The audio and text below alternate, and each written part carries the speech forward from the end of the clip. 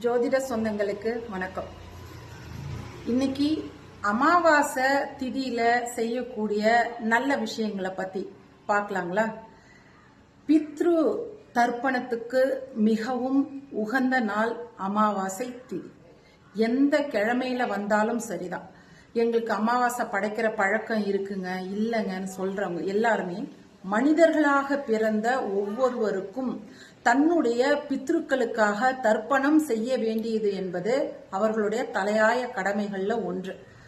So நீங்க வீட்டில் படைக்கிறீங்க படைக்கல, அது கூட உங்க பாரம்பரியத்தில் இருக்கிற பழக்க வழக்கங்கள் படி நீங்க நடந்துக்கிட்டாலும் அமாவாசை பௌர்ணமி இந்த 2 திதிகள்ல அவசியம் யாருமே நான்வெஜ் எடுக்கக்கூடாது. ஐ மீன் அசைவ உணவு உண்ணக்கூடாது.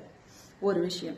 இரண்டாவது, அன்று எண்ணெய் தேய்த்து தலை குளிப்பது சரிங்களா, பண்ணக்கூடாது. இரண்டாவது, என்ன செய்யலாம்? பித்ரு தர்ப்பணம் கொடுக்கறத பழக்கமாக இருக்கிறவங்க அவசியம் நிச்சயம் தன் தலையாய கடமையாக நினைத்து நம்ம பெரியவங்களுக்கு அதை கொடுக்கறது ரொம்பவும் நல்லது. அடுத்தது, குலதெய்வ வழிபாடு.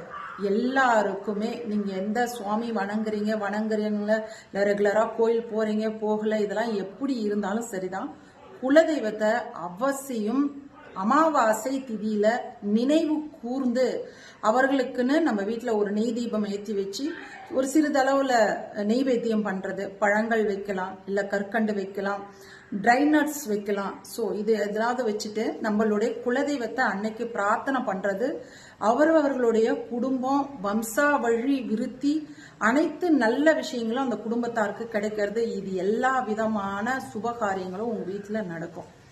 இரண்டாவது, நல்ல நிலையில எல்லா விதமான தான தர்மங்களையும் அமாவாசை திதியில நிச்சயம் நம்ம செய்யலாம்.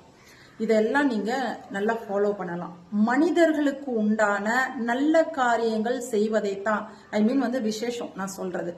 கல்யாணம், காது குத்துறது, இல்ல மற்றபடி நம்ம வீட்டில் இருக்கக்கூடிய மற்ற நல்ல விஷயங்கள் எதுவும் மனிதர்களுக்கு செய்ய வேண்டிய காரியங்களை தான் அமாவாசையில செய்யக்கூடாதுன்னு தடை போட்டிருக்காங்க. தெய்வத்துக்கு செய்ய வேண்டிய கைங்கரியங்கள், பித்ரு கர்மா பூஜை, குலதெய்வ பூஜை அனைத்துமே அமாவாசை திதியில நாம கண்டிப்பாக செய்யலாம்.